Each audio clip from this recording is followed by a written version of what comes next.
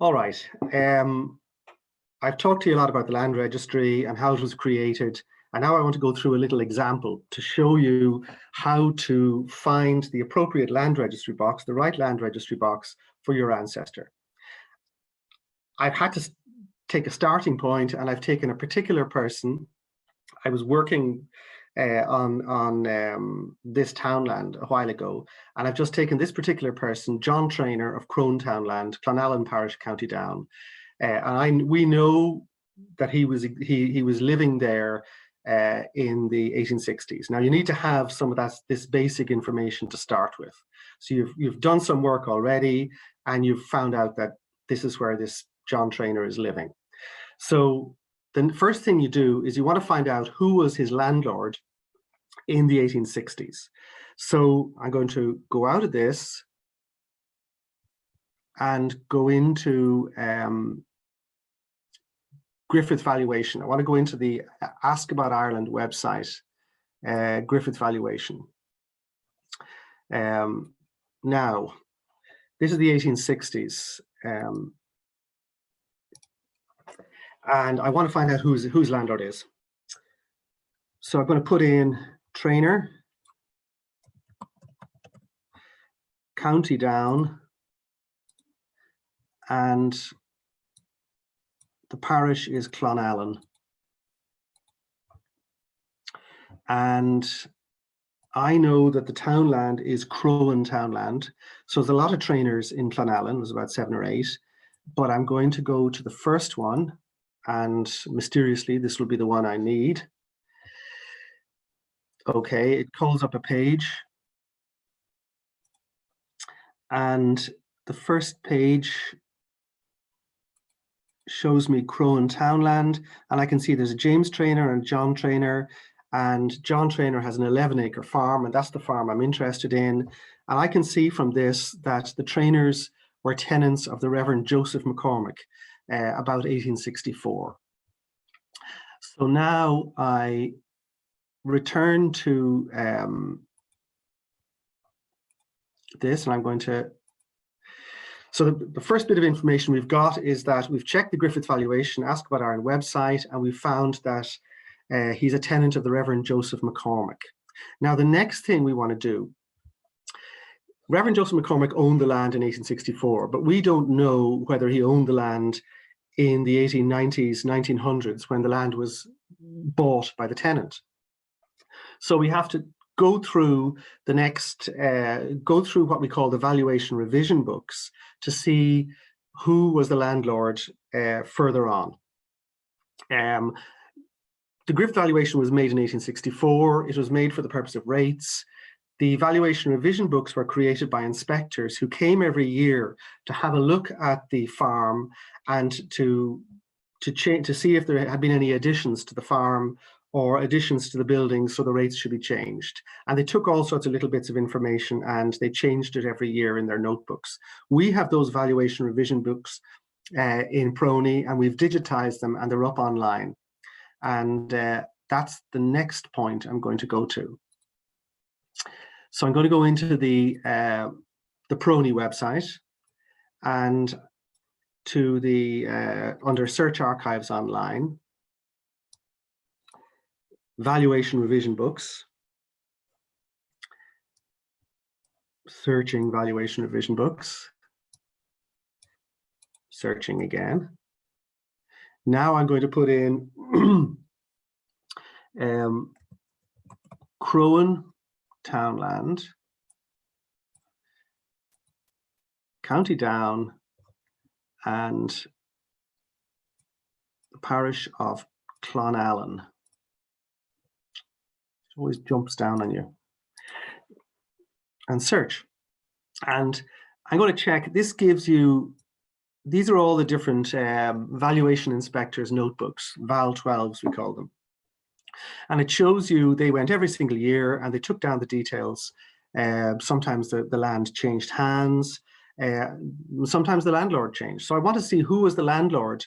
Was it the same landlord or a different landlord when the land was purchased? So I'm going to start with this. And I'm going to go to the index image. and that'll tell me that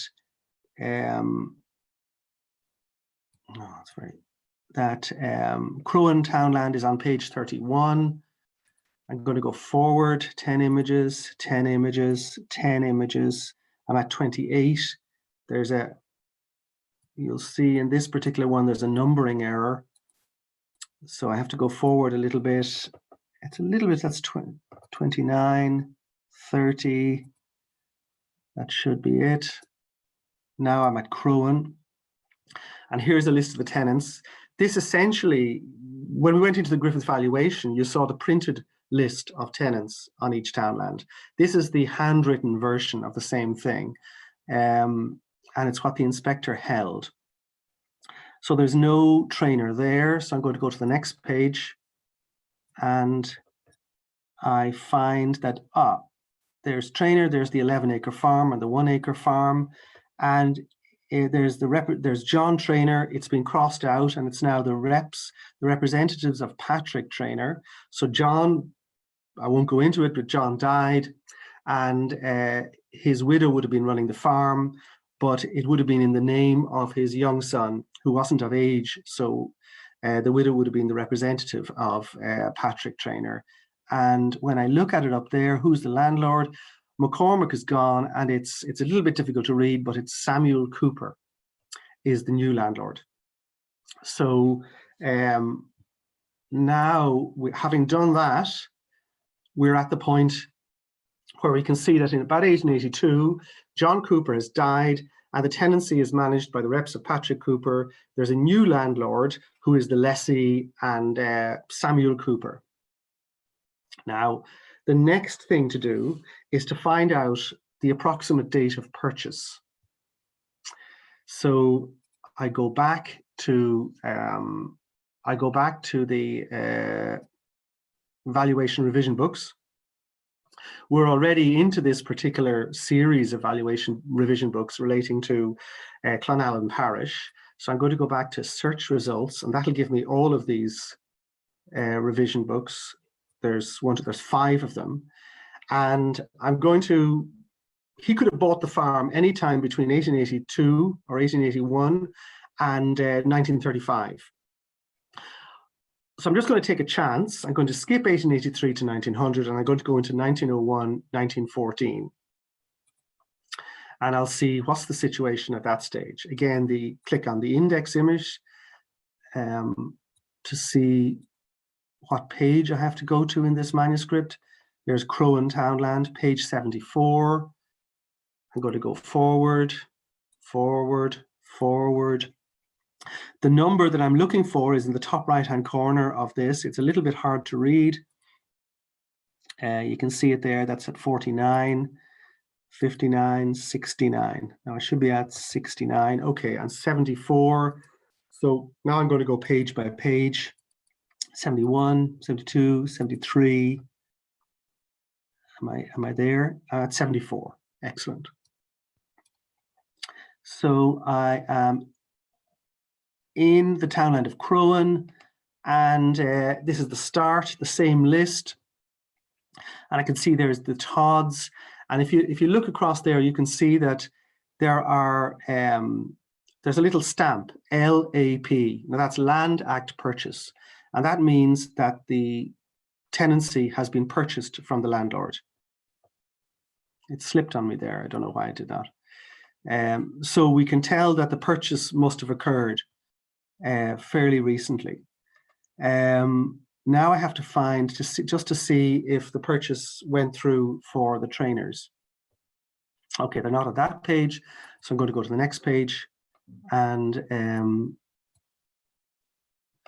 there's James Trainer, that's 11 acres, 1 acre. So the Patrick Trainer has gone. That would have been noted in the previous one. And now it's a James Trainer. So these are all obviously inherited. There could be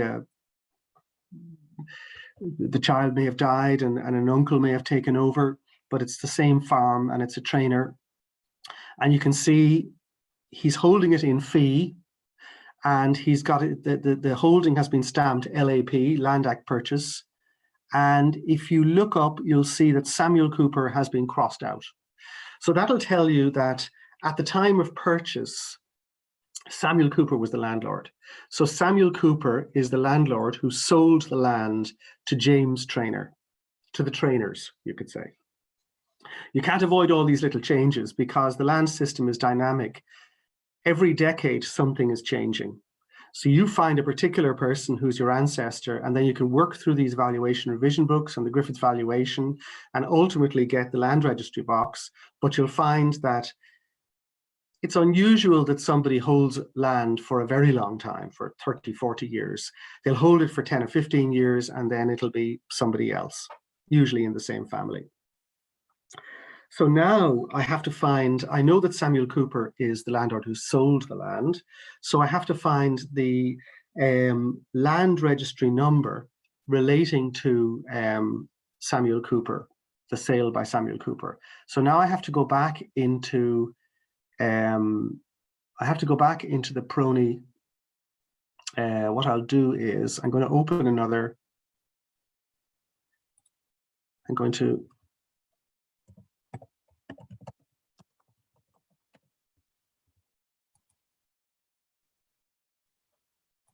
go all the way in. And now we have a list of land registry, the numbers for the reference numbers for all the land registry boxes relating to each landlord on our website. So you go to your research,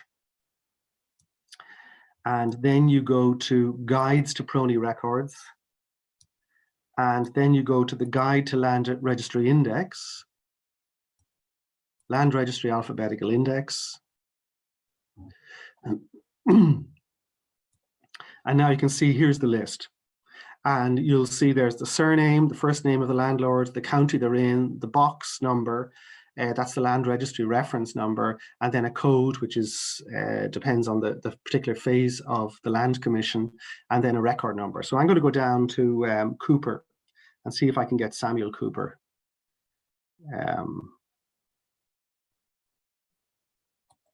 Okay, there's Samuel Cooper.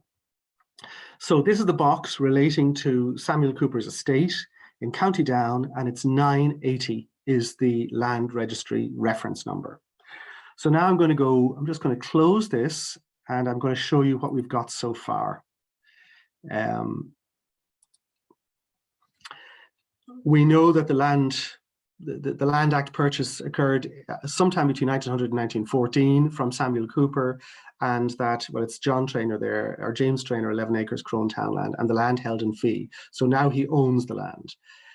We've checked the land registry list on the PRONI website, and we know that it was a land judge's court sale, and the guide box reference is LR1 980. So now, as it happens, its estate reference is going to be LR1 984. So I'm going to go back and show you how we can narrow that down. So I'm going to click off. I'm going to just go back here. Go back to the start. We know that it's LR1 980. And we go into the catalog, search PRONI's catalog, search the catalog. Now I'm going to go into browse. It's the top right-hand number there. This is a little bit easier. I'm going to go into browse, and I'm going to put in LR1/980. Click search. Right, and I'm going to click then on this. Now you'll find that in the box number 980, there are 4 bundles. There's Samuel Fulton, Earl of Dartry, Marquis of Ely, and they're all different. They're different places. A couple of them in Armagh, one in Fermanagh, one in Down. So I'm going to click now on LR1 984. That's the particular reference for the Samuel Cooper estate. Now we're into the listing for the Samuel Cooper sale and tenant purchase. I'm going to click on that, and it'll give me what I've discussed already, a pro forma breakdown of the key documents in the bundle, the land registry bundle, which relates to the sale of the Samuel Cooper estate. These don't tend to give you a great deal of information. Now, obviously, but they'll give you a certain amount of information. It's kind of useful. You'll know what to expect. There are quite a few other documents, as I've already discussed, but you've found the key reference that you're going to use to order the bundle or the box. You won't be able to order it online. You have to actually call into PRONI, and we'll help you. We'll go through this, but if you come in with the land registry reference number that you need, we'll show you. You order it on the on one of the monitors in the search room, and we'll bring you out a box, and then you work through the box. That's the way it's working at the moment. It's the actual documents aren't itemized. So hopefully that's fairly clear. I'll go back to the to this just to show you, and I'll kind of run through it again just to make it go to a start. You start with John Traynor, Cronetown and Clonallen Parish, and you need to find out who was his landlord in the 1860s. You go into the Ask About Ireland website, Griffith Valuation, and you find that the Reverend Joseph McCormick was the landlord. Now you go into the valuation revision books on the PRONI website, and you find that McCormick was gone and Samuel Cooper was the landlord by 1882, but the purchase hadn't been made as yet. So although the sale of land had begun in about early 1870s, the purchase hadn't been made yet. So we know it was Samuel Cooper. He probably inherited it. Next, we find out when was the purchase made, and we find out it's between 1900 and 1914 when we check the valuation revision book for that period. So we know he owned it then. And we know that Samuel Cooper was the landlord who sold it. So we find out the number on the land registry list, the reference number on the land registry list for the Samuel Cooper estate sale, and that's LR1980. Then we go back into the electronic catalogue. We go into LR180 using the browse button, and then we're presented with a box which shows us there's 4 bundles, estate bundles, sale bundles in that box, and that the Cooper bundle is LR1984. And then you can actually have a quick look then at what a pro forma list of what is in that bundle. So that completes really how to find that reference. I hope it's very straightforward.